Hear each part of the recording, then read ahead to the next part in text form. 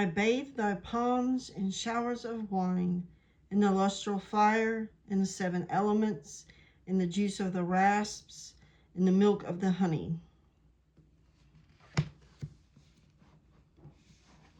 A real actual book. So cleansing yourself spiritually. I have so felt this lately.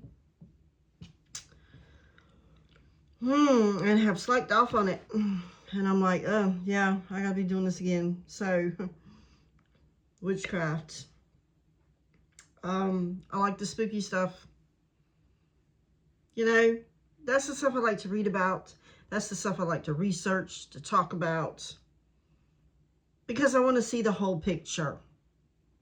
Because there is a whole picture. And that word witchcraft is like this catch-all of everything that just has even an inkling of magic about it. But, you know, dark moons, poisonous plants, animal bones, and talking to shadows, that's not all there is to me. And the path that I walk. And I have mentioned being an animist many times. And you know what? I can't even look at the world around me anymore the same since learning about animism a few years ago. So, like most of us, I practice divination, folk herbalism, and I study folk magic. And for the most part, these things can be separate from witchcraft practice, but they will tend to overlap each other. If you study herbalism and practice folk magic, you also might fall under the term of healer as well. But calling myself a healer, I'm not comfortable. That's not comfortable for me. But my path, don't know about yours, will certainly bring you into circumstances that may change that temporarily, on the spot, whatever. Because you know that saying, a witch who cannot hex cannot heal? That saying is about balance. I've made ointments, and I know some about poisonous plants. I actually have some growing. And entheogenic plants. But I also study the medicinal plants and the native plants and how to prepare them. And at one point, I researched flying ointments, and I learned, contrary to popular belief, that they can be very potent and effective medicines.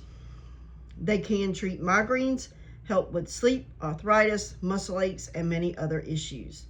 Folk herbalism mixed with folk magic leads to folk healing.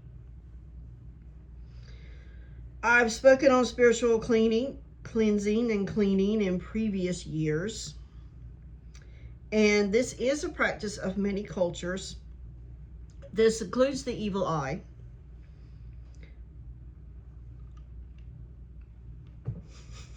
It's not just about intentionally cursing someone because you're angry or you're envious.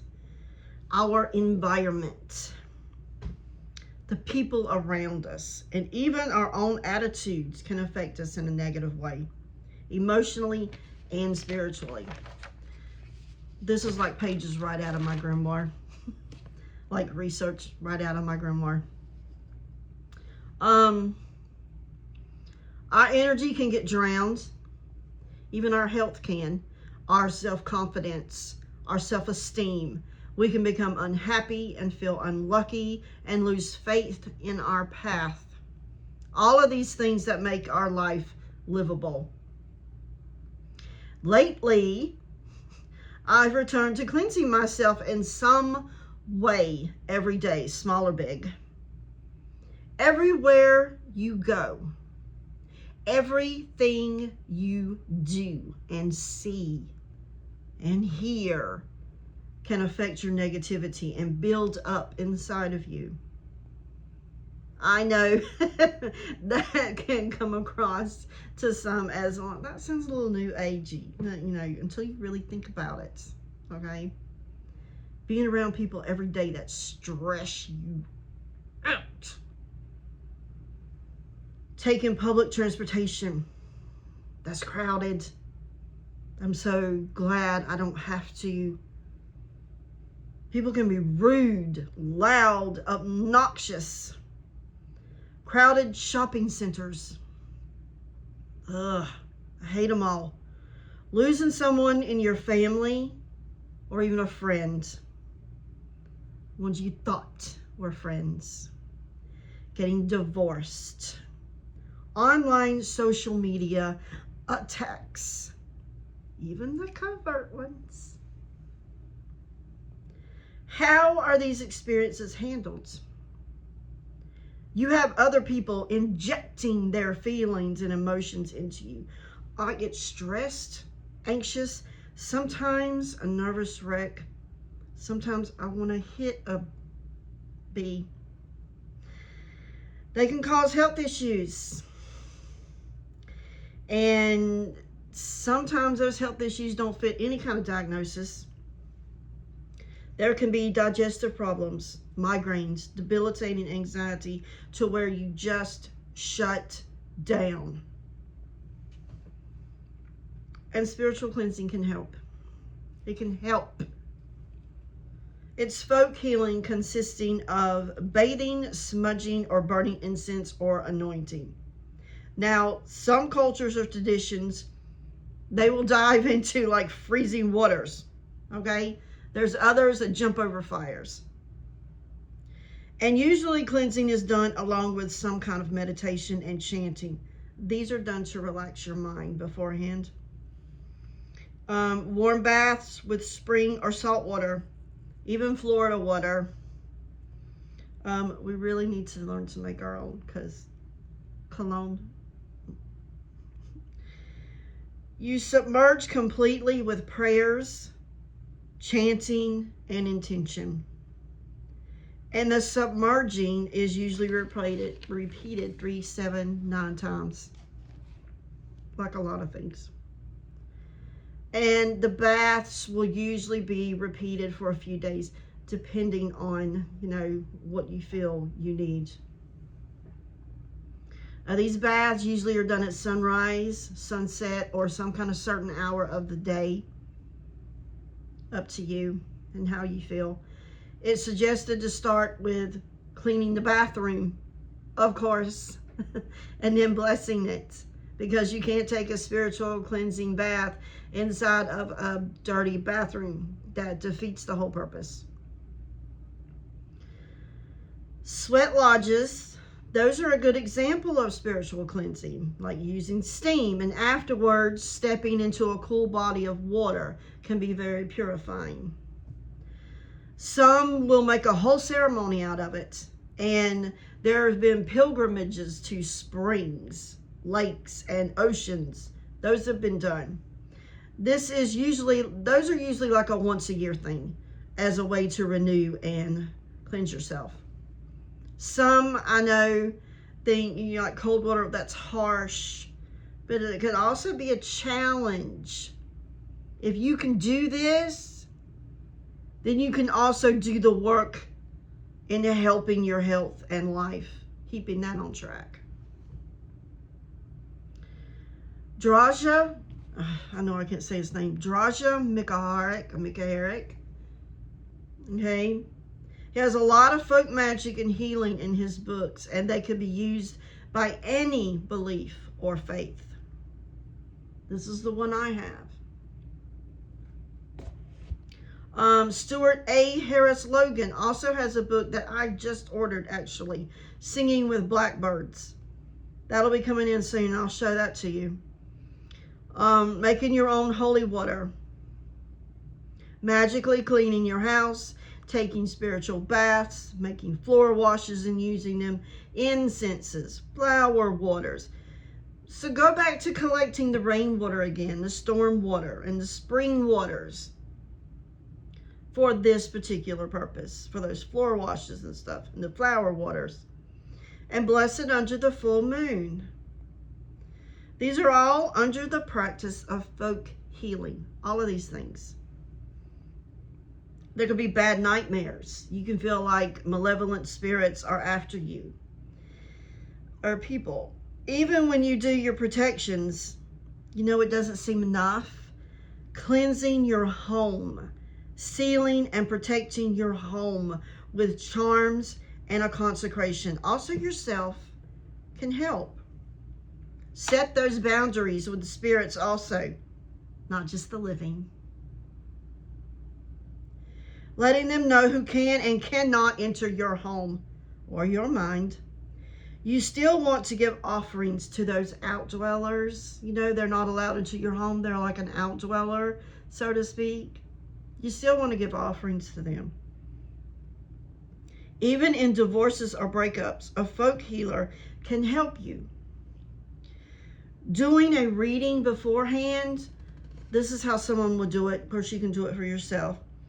To see the problem, okay? What could help?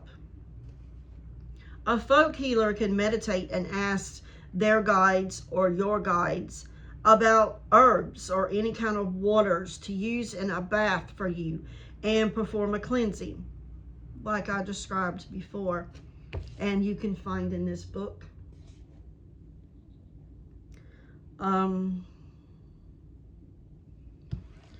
There's also in this book, Protection and Reversal Magic by Jason Miller. Cleansing and protection baths. It's all right there. Okay. I'm going to add to that about breathing during these. Like when you're in the tub. 3 deep breaths, and on that last breath, going under, you send out all that intention and submerge yourself. Send out the intention into the water when you submerge yourself. Staying under 9 to 30 seconds. And keeping that focus. The thing is the water absorbs it. And usually if you have a folk healer, or you can do it in your mind, a chant or some kind of prayer is repeated. There's an exorcism of the eye in the Carmina Gallica. That's a good purification prayer. So let's look at that.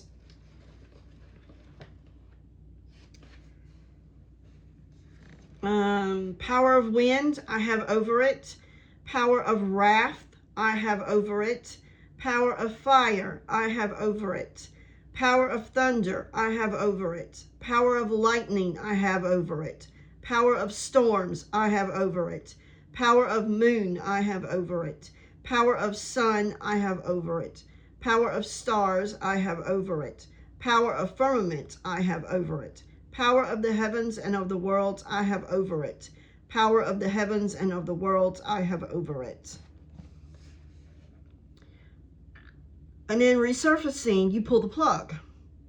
But you stay in the tub, okay? And you let all of that went into the water, you let that drain away. You visualize it going down the drain. Then there's another part of this same prayer that is good for banishing. A portion of it upon the gray stones, a portion of it upon the steep hills, a portion of it upon the last falls, a portion of it upon the fair meads, and a portion of it upon the great salt sea.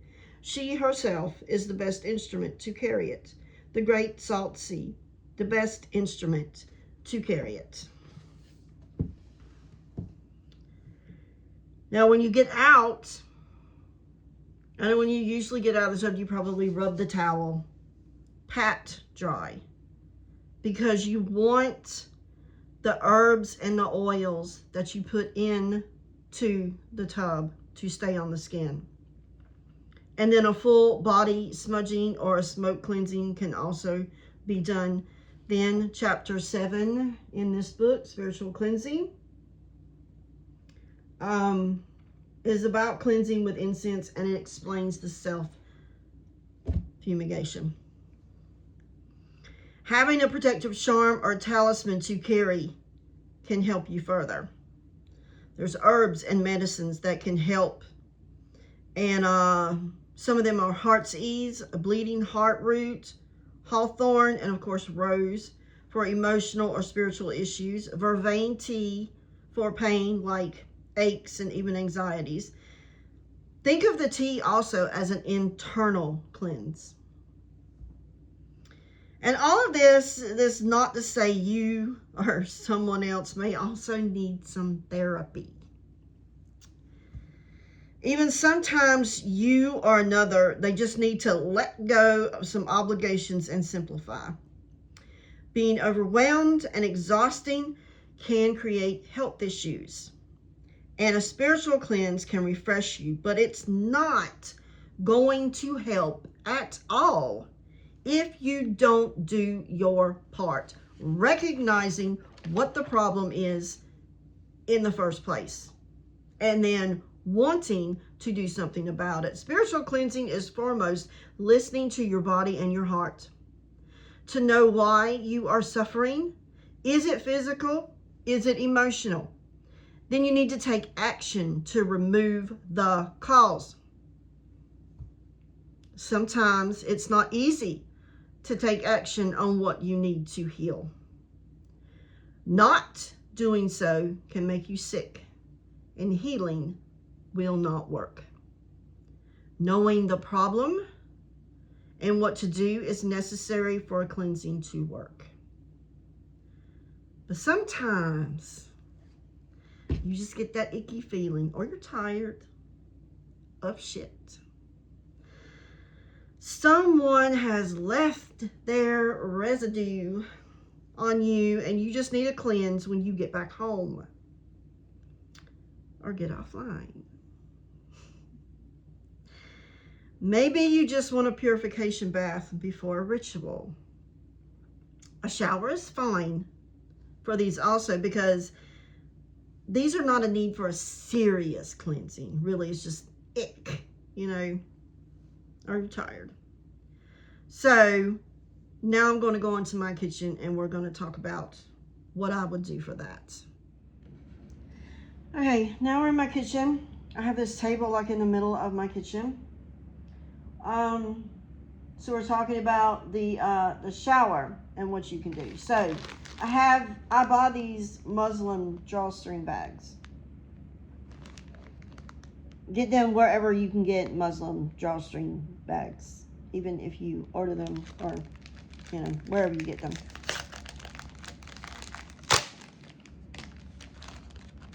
These are actually 4. These are Muslim cotton bath tea bags.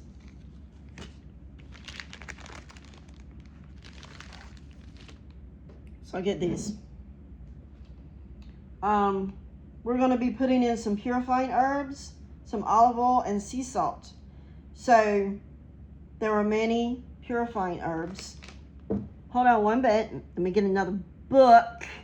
Now I'm sure a lot of us have some herbal, well, a lot of us, some of us have some herbal books. I have Cunningham's Encyclopedia of Magical Herbs.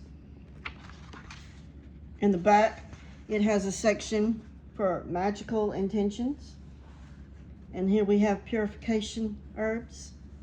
He's got ones listed: alkanet, anise, Arabic, gum Arabic, asafoetida, avens, bay, benzoin, wood betony, bloodroot, broom, cedar, chamomile, coconut, copal, euphorbia, fennel, horseradish, hyssop, iris, lavender, lemon, lemon verbena, mimosa, parsley, peppermint, pepper tree, rosemary, sagebrush, shallot, holly thistle, thyme, tobacco, turmeric, valerian, vervain, and yucca. So you can use any of those, one of those, combination of those, or if you have another book that says any other ones, use those. I'm going to use a combination of bay leaves, just to show you you can get this at the grocery store. Badia, these are the cheapest ones, and chamomile. And then of course I have some lemon that I have dried in this jar. And I have this clay bowl, handmade, and a wooden spoon. So what I'm gonna do is first put in the herbs.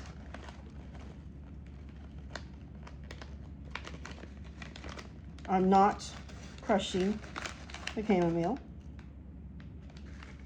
As much or as little as you want. Just sort of bruise it a little bit. Then I have some bay leaves. It's hard to see with my camera turned down this way. Multi-versatile herb this is. I'm just going to break it apart. Again, not crushing it, not grinding it. Ooh, it smells good. As much or as little as you want. You're doing you. Not what somebody else tells you you can and can't do. You got no sovereignty that way. None. No autonomy. Pointless. Then we're going to do some lemon. Now these are dried in slices. Some people only have the rind. That's fine. Doesn't matter. Break it apart.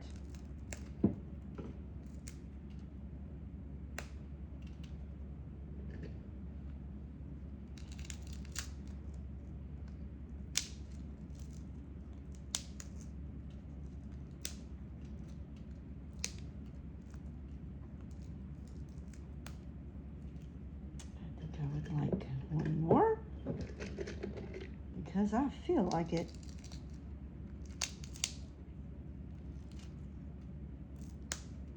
These do not have to be small. They can be small.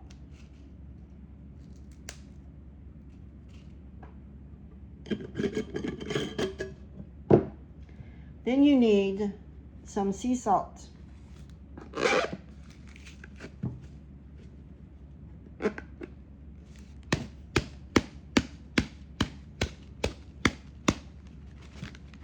You may have to squeeze it sometimes because humidity, especially in the summer.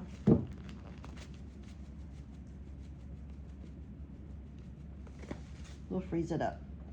Freeze it up. Then I'm just going to put my bare hands in that with my energy. My intentions on what this is for.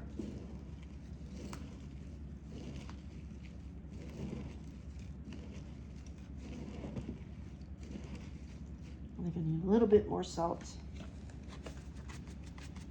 because the ick is huge.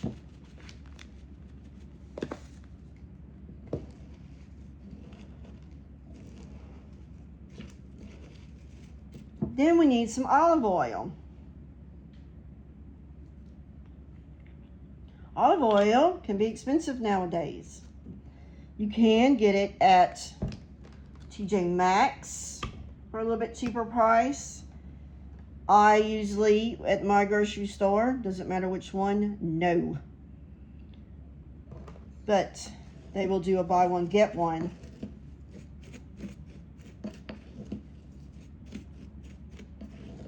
And it's usually somewhere between, depending on the brand, $11 to $15.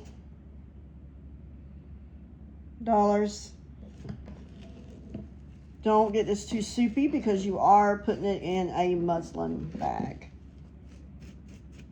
You just need a little bit of binding.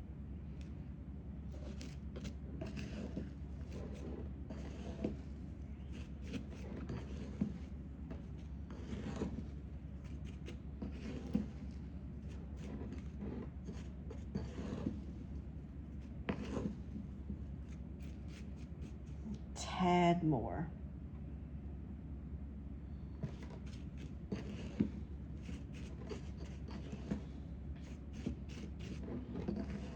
It's like making those bath salts. I make my own.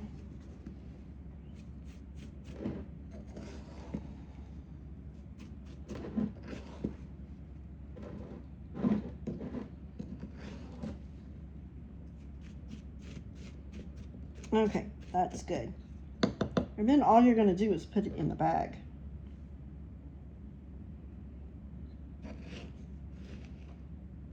Which is going to be difficult. It always is difficult, isn't it? But, you know, it's not supposed to be a clean job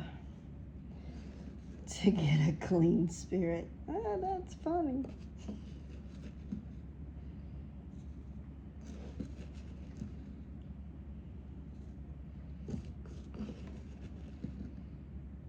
I've spent a lot of time letting a lot of things get to me because I never expected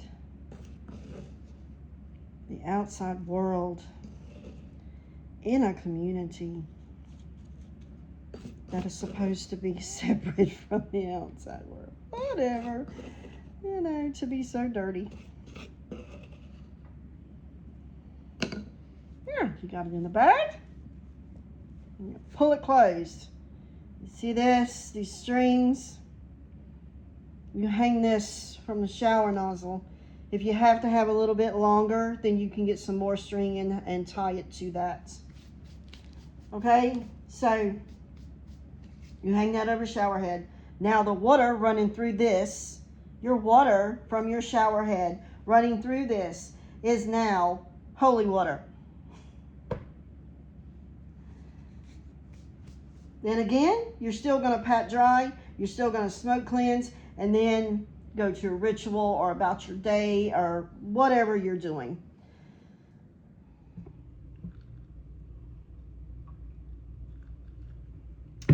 And last but not least, you can take this even further. You can do sprinkling water and oils for like a really quick method. This is called asperging, or blessing. This was originally done with, you dip herb branches in spring water and then you flick it at people. Done with people, animals, homes, in order to bless them. And this stems even further back from a pagan practice of flicking blood from an animal sacrifice to purify and bless before rituals. Please don't do ew and, you know, oh, that's horrible and stuff like this. It's just freaking history, okay? I'm just telling you the history, the origin. Chill. You can use Florida water or rose water also. You can put rose water in a spritzer, you know, like a plant spritzer or other kind of spray bottle, and just use it before going out anywhere or before people come around you. Those are also great to pass around like groups.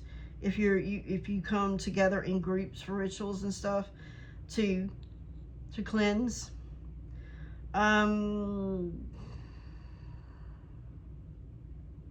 All of these methods that I've said can also be used for bones and skulls, garden plants, vintage items that you bring home, even new items, really, your tools, your car.